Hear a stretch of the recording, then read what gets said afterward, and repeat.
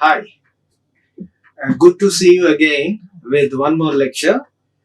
Uh, this lecture is on parts of speech, and this will be mainly talking about the noun.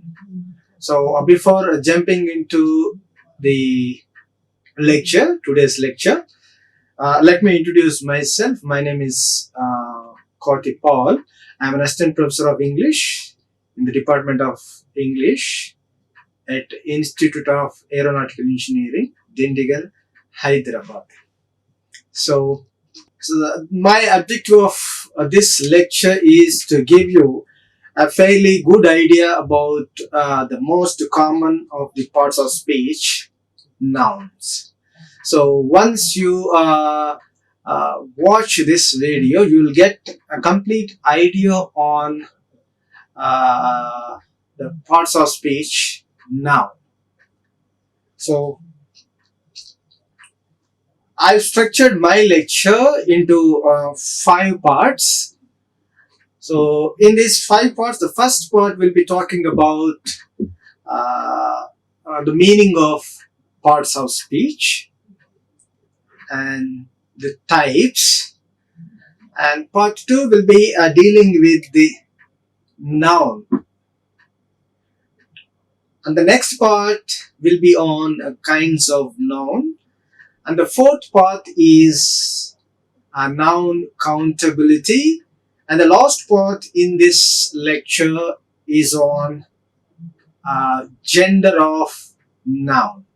So, as I told you in my objective, by the end of this lecture, you'll get a detailed idea about the parts of speech noun. So, in this lecture, you will come to know about what is parts of speech, meaning and types of parts of speech, and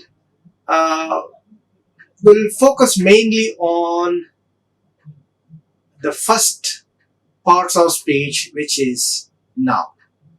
So let's move on to the topic. So, what is parts of speech? Right? So, this definition is very familiar to you all. The meaning of parts of speech is very familiar to you all. I mentioned few things for the meaning of parts of speech. I've taken one meaning from Oxford Learner's Dictionary and another from Cambridge Dictionary. And if you look at the first one for the meaning of parts of speech, words that perform different roles in a sentence. So, parts of speech will be talking about uh, different parts of a sentence. To construct a meaningful sentence, you need to know where to write uh, various parts of that language. So, if you arrange the parts of speech of any language in an order, you will get a meaningful sentence. So, parts of speech talking about the words that perform different roles in a sentence. So, in a language, the smallest one is a letter, and then comes few letters become words, and few words become phrases, and few phrases become sentence. Right. So, parts of speech is talking about the words that are there in a sentence and how those words are functioning to make a meaning, a complete meaning in that sentence. So, if you look at the definition taken from the Oxford Learner's Dictionary, one of the classes into which words are divided according to their grammar, such as noun, verb, adjective. So, these are all grammatical terms of English language. So grammatical terms such as noun, verb, adjectives. So these are all called parts of speech. How these words perform their roles in a sentence. So one of the classes into which words are divided according to their grammar, such as noun. So the language parts are divided into parts of speech according to their function in a sentence or in a language. So that is the definition given in the Oxford Learners Dictionary. So if you take the Cambridge Dictionary's definition, one of the grammatical group into which words are divided. So grammatical groups which words are divided into noun or pronoun, verb, adverb, etc. So, parts of speech are nothing but nouns, verbs, adverbs, adjectives, pronouns, conjunction, interjections. These are called grammatical terms or words. Each grammatical term will perform different role in a sentence to make the sentence grammatically correct and grammatically meaningful, right? So parts of speech are precisely called POS. Parts of speech precisely called POS, or it can also be called word class, or it can also be called grammatical categories. Right? It has got several names. Parts of speech has got several names, right? It is precisely called POS. POS means parts of speech. As I told you, it has got many other names also, such as word class, grammatical category, and this can also be called as building blocks. So parts of speech can also be called as building blocks. You can build a beautiful building by using blocks, right? So that's why this is called building block. So what are those building blocks? See, you can see all the building blocks of a language. See there, noun, verb, adjective, conjunction, articles or determinants, pronouns, adverb, prepositions, interjections. All these are called parts of speech, or you can call building blocks. If you are thorough with all these things, you can speak effective language, or you can write effective um, communication, right? So a part of speech is a term used in the traditional grammar for one of the 9 main categories into which words are classified according to their functions in a sentence. So I mentioned all the parts of speech. There are 9 parts of speech. Of course, some grammar book says that there are 8, but I have taken 9 parts of, because earlier there was no separate a category for articles and determinants. These articles and determinants are earlier included in adjectives. So articles and determinants come under adjectives. That's why earlier there were only 8 parts of speech. Now these articles and determinants have a specific function in the functional grammar, functional communication. That's why I've taken that as one of the parts of speech. So altogether we've got 9 parts of speech. These 9 parts of speech are called building blocks, or grammatical category, or word class. So in this lecture we'll be focusing on the first parts of speech, which is noun. So what is noun? It is very simple and everyone knows the meaning of the first parts of speech, which is noun. So nouns are one of the 9 types of speech in English language. You are aware of that.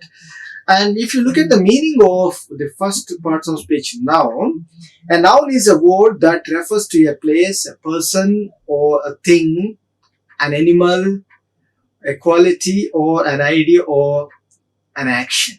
Anything which come under any one of these category can be called as noun.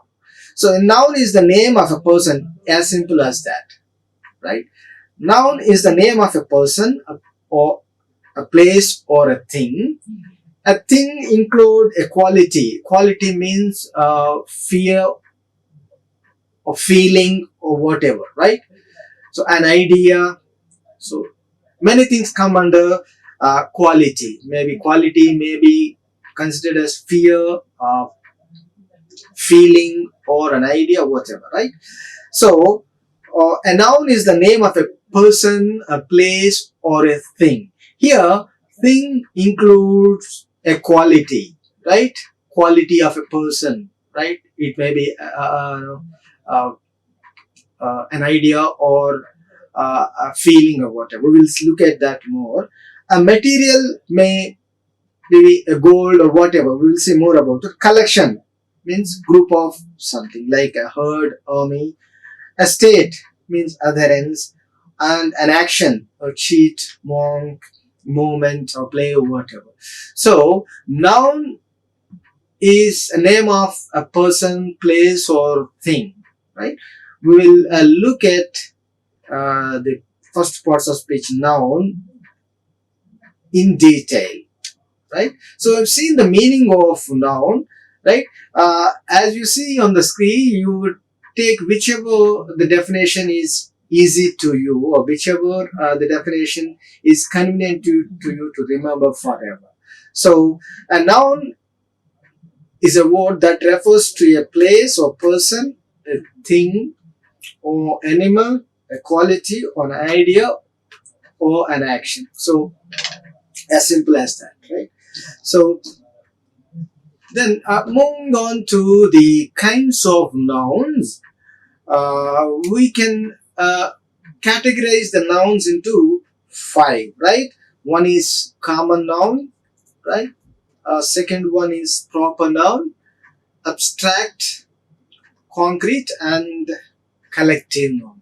So you can see each example for each type of noun here. So as you can see on the screen, you will find 5 categories of nouns, 5 types of noun: common noun, proper noun, abstract noun, concrete noun, and collective noun. So we will look at each type of noun in detail. So what is common noun? So a common noun refers to any or every person or thing or place, right? Common noun is a general name given to a place or a person or a thing or a material or whatever, right? So if you look at the example, so cat is a common noun, but if you have a cat at your home, you might have given a specific name to that, right? That specific name come under a particular category, but cat is a general name. You can find cat anywhere in the world, right? Man, right? So whoever lives on the earth can be called as man, male category, right? Furniture. So I'm talking about the common nouns, which is very general to the things or persons or materials or whatever, right? Boy, house, flower, fruit, animals, river, sea. So these all come under common noun, right? So a common noun refers to any on and every person or thing of the same kind of class, not to a particular person or thing. It means that it is very general to places or things or persons or whatever, right? So you can understand the common noun with the examples that you can see on the screen. Now move on to the second category of the noun, which is proper noun. So a proper noun is the name of a particular person, a thing, right? Name used for an individual person, place, river, mountain. So proper nouns are specifically related to a particular place or person or a thing, anyone, right? So if you look at the examples on the screen, so Tom is a proper noun. For example, my name is Paul. It's my own name, my proper name. Whereas I'm a man, right? Man is a common noun, whereas Paul is my proper name. Girl is a common noun, whereas a Saujanya is a proper noun, right? So place. So Saint John's School is a proper noun, whereas school is a common noun. So Institute of Aeronautical Engineering College is a proper noun because it is particular to the specific college, whereas engineering college is common noun. So proper noun related to a specific place, a person or thing, right? Now, third category under the noun is abstract noun. What is an abstract noun?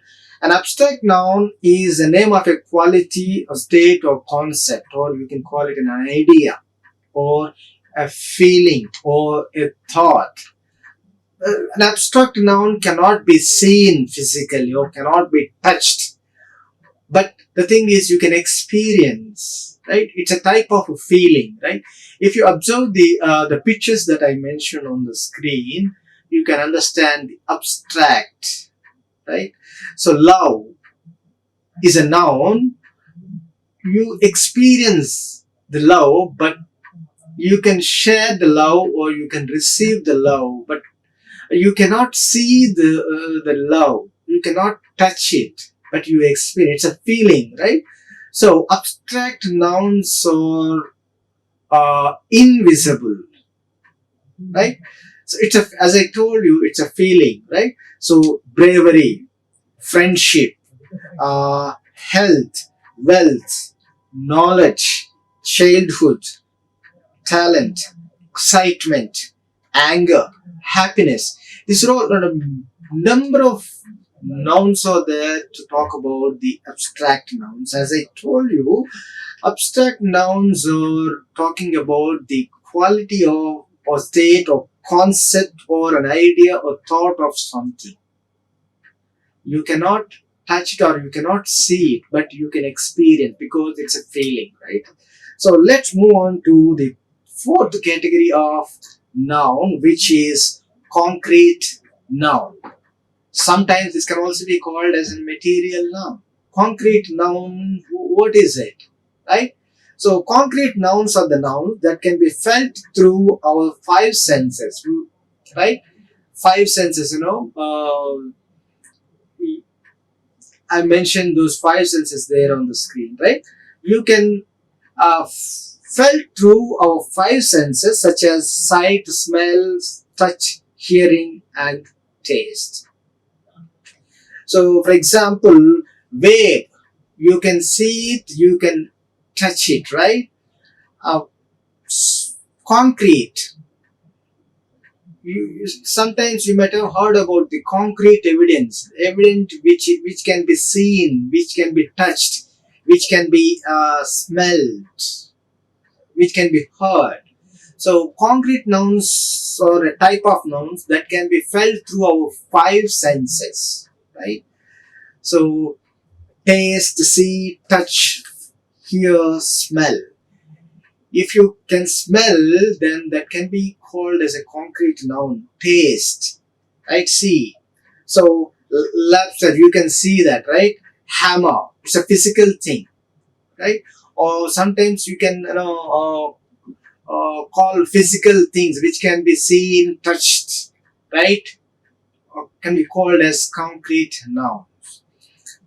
And the fifth one under the categories of nouns is collective nouns. What are collective nouns, right? collective, collection of something, right? Grouping something. So a collective noun is the name of a collection, a group of people or thing of the same kind, class, team. For example, class. Class is a group of boys and girls, right? And team of 12 members or a team of 6 members. If you look at the Indian cricket team, you will find, you will see 11 players. That is called, collective noun. So government, jury, federation. So look at some examples for some collective nouns. A gaggle of geese, a group of geese, right? So that is how it is addressed. A group of some ducks, right? A swarm of bees, group of bees, right? An army of ants, group of ants is called as an army of. The collective name is an army of ants. And a crowd of cats, a parade of elephants. These are all examples for collective nouns. So collective nouns, a collective noun is the name of collection of something, maybe, right, group of people or animals or things or whatever. So look at a set of books, a can of soda, right, a comb of banana, right, a galaxy of stars, group of stars is called galaxy, right, a jar of honey, a cup of tea, a pack of cards, right, a banquet of flowers, a forest of seeds. These are all examples for the fifth category of nouns, which is collective nouns. So far we've seen the meaning of a noun and types of nouns. Under the types of nouns, we have seen common noun, proper noun, collective noun, abstract noun, and concrete noun. Now, the next part is the countability, right? Noun countability. What is countability? Nouns are of two kinds from the viewpoint of the countability. One is countable noun, another one is uncountable noun. Countable nouns that can be counted are called. How can you count certain nouns like 1, 2, 3, 4, 5 like that?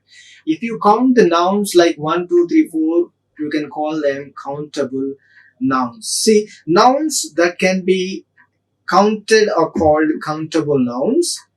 A line or 2 lines, you can say, or 10 lines, 100 lines, right? 2 watermelons or 10 watermelons, 3 tables or 1 table, a baby, 2 babies, a chip pocket or 2 chips, like, right? So you can see the examples for the countable nouns under the countability, right? So line, water, table. So you can count them like, a table or a cycle or a bicycle or 2 bicycles, a pair of shoes, a mushroom, right? A dessert, car, a car, a 2 car, like that. So these are all countable, and you can count them by using numbers 1, 2, 3, 4, like that. So countable nouns that can be counted are called countable nouns, such as, what are the examples that you can see on the slide. So move on to the second category of under the countability. The second category is, let's look at some important points under the countable nouns. Generally, a noun is used in answer to the questions how many is a countable noun. If you ask for the definition of a countable noun, just I would say that if you ask a question with how many, the answer will be in the countable noun. For example, how many cars are parked there? Then the answer would be there are 10 cars, right? How many films did you watch? So if you ask a question with how many, then the answer will be given in countable names. See, how many films did you watch? So I watched 6 films. So I'm talking about the meaning of countable nouns, if you ask a question with how many, then the answer will be in countable nouns, right? So, common nouns and collective nouns are by and large countable nouns, right? Most probably, not always. Sometimes, no, common nouns and collective nouns, or by and large, come under countable nouns. And the second category under the countability is uncountable nouns. What are these uncountable nouns? Nouns that cannot be counted are called uncountable nouns. We cannot count the nouns with 1, 2, 3, or 4 like that, right? So, for example, milk, water, ink, sugar, butter, etc. So, we cannot count these nouns. For example, I cannot say that a milk or two milk or three milk or 10 milk like that. Or I cannot say that a water, two water, 10 water like that. So, nouns which cannot be counted in numbers are called uncountable nouns. A noun used in an answer to the question how much. So, how much milk did you take yesterday? So if you ask a question with how much, then the answer would be in uncountable nouns. This is the definition for the uncountable nouns, right?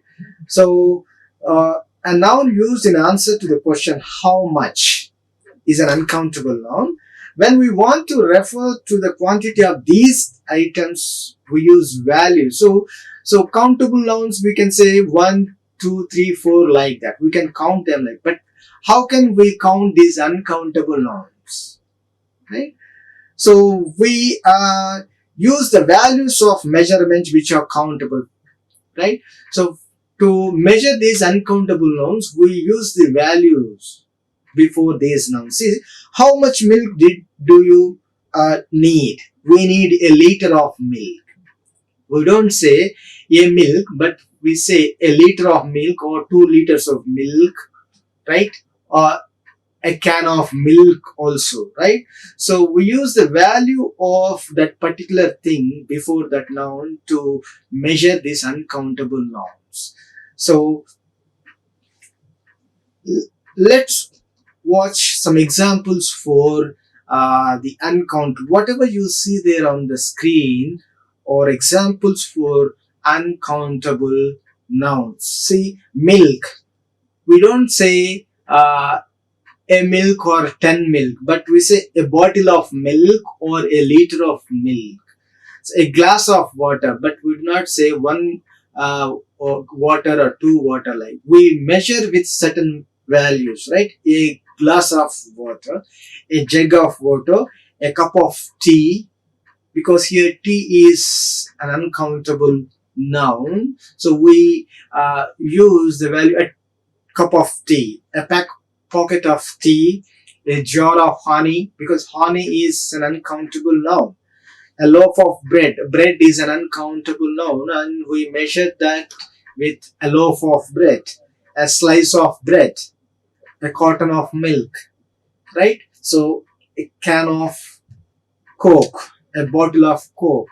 So these are all measuring values of these uncountable nouns. So nouns which cannot be counted in the form of 1, 2, 3, 4 are called uncountable nouns. Then how can we measure the value of these uncountable nouns? We measure the value of these uncountable nouns with right, certain values like a bottle of milk or carton of milk, right, a piece of furniture, a piece of cheese, a piece of chocolate, a bar of chocolate, a bar of soap, a kilo of meat. So these are all examples for uncountable nouns. So we've seen the types of nouns and the nouns based on the countability. Based on the countability, we've seen countable nouns and uncountable nouns, right? So look at some important points about the uncountable nouns. Material nouns and abstract nouns are uncountable nouns. Material nouns such as sand, iron, right? Uh, Abstract nouns like happy, love, friendship. These are all come under uncountable noun because you cannot measure them. You cannot measure friendship. You cannot measure uh, uh, in 1, 2, 3, 4, right?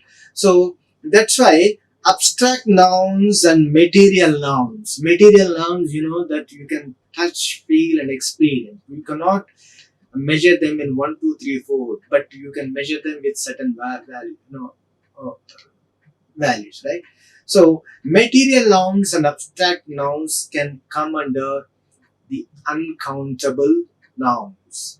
So proper nouns, though they can be used as countable nouns in special situations, there are two Indians. Here, some proper nouns can also be considered as uncountable nouns, right? So, for example, if you look at the noun India, right?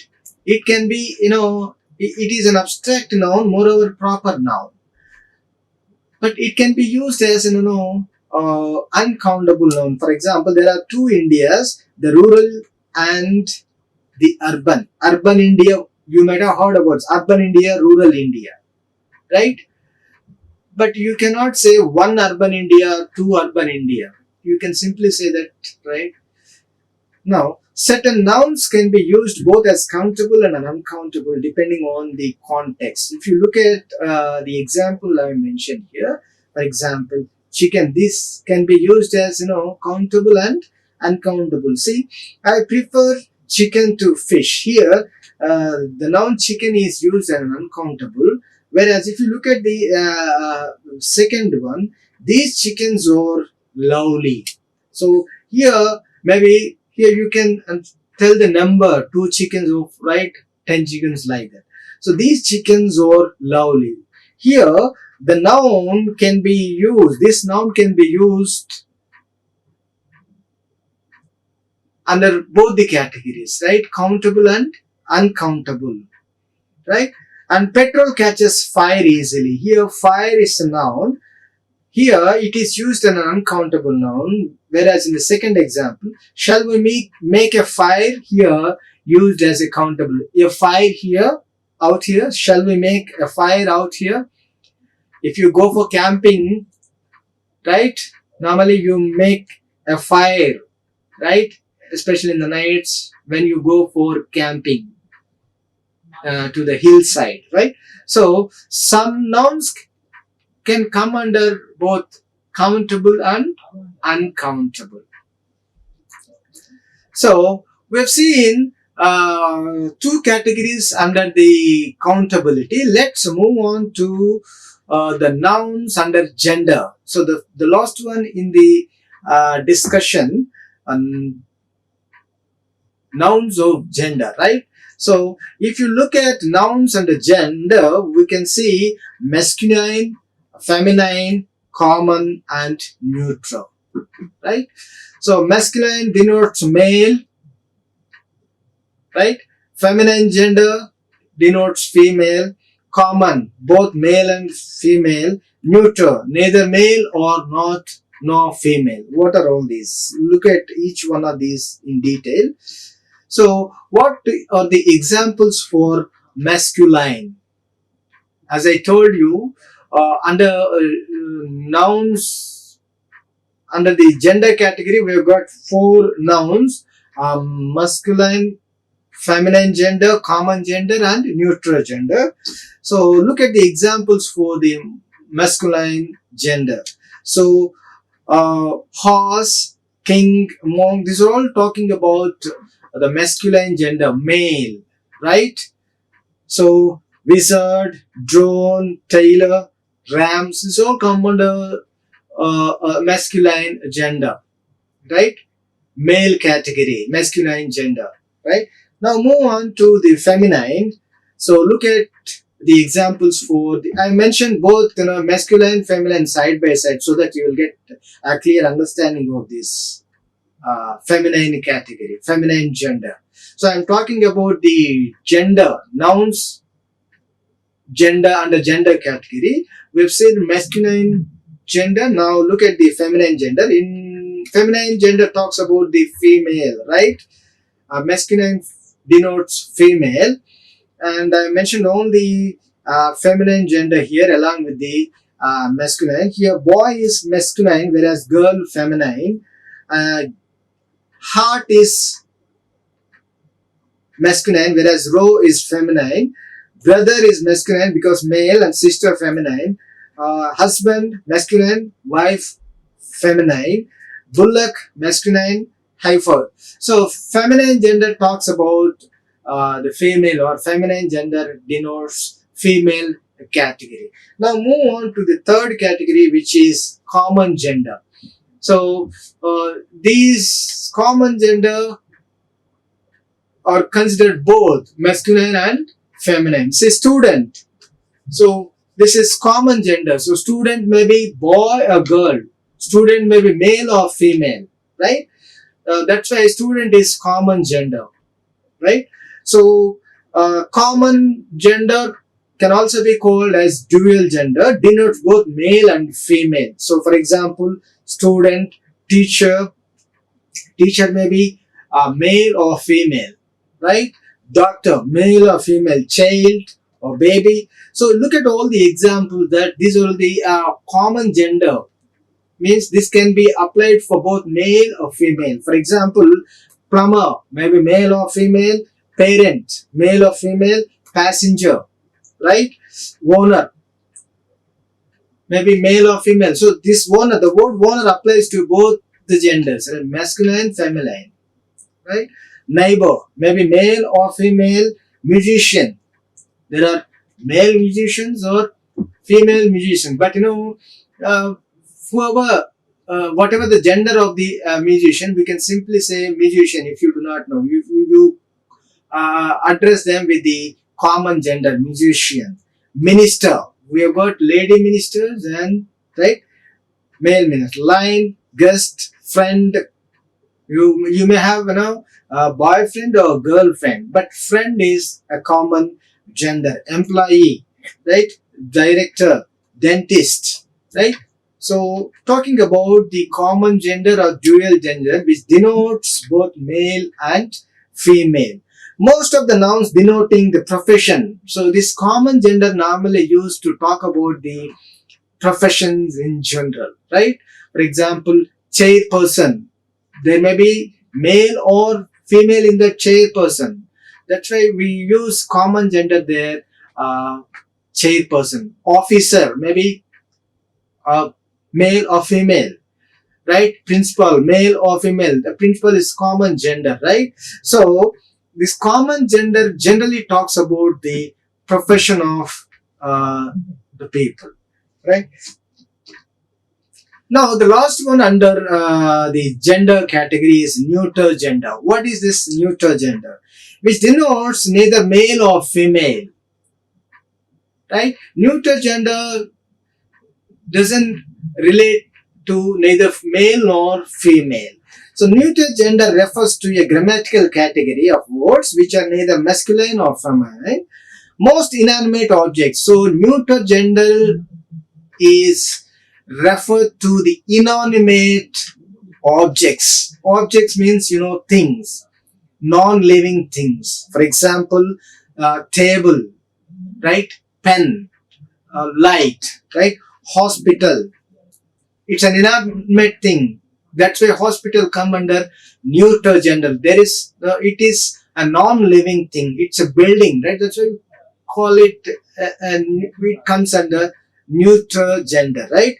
Office, school, knife, chair, cave, floor, phone. This is all come under neuter gender. Neuter gender talks about neither female, male or female. They talk about the inanimate or non-living things. Whereas common gender talks about professions, right? Which include both male and female, but mainly refer to the professions, common gender, whereas neuter gender refer to the non-living things or inanimate things. So cupboard, radio, uh, Wacom, studio, this all come under neuter gender. So, so far we've discussed the meaning of um, the parts of speech.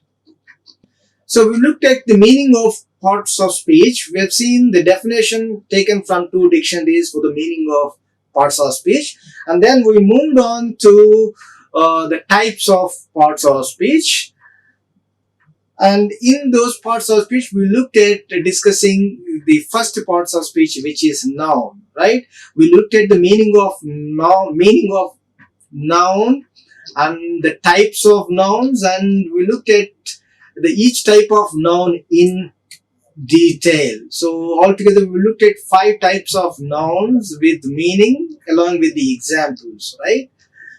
Next, we moved on to discussing the nouns countability. So under the noun countability, we looked at 2 categories, right? One, countable noun and uncountable. We looked at the meaning of each type of category under the countability. Then the last one is the nouns under gender, right? So under the nouns gender, we looked at 4 types of nouns: masculine, feminine, common, and neuter gender. We have got uh, detailed explanation with examples for these all types of gender, 4 types of gender under nouns gender category.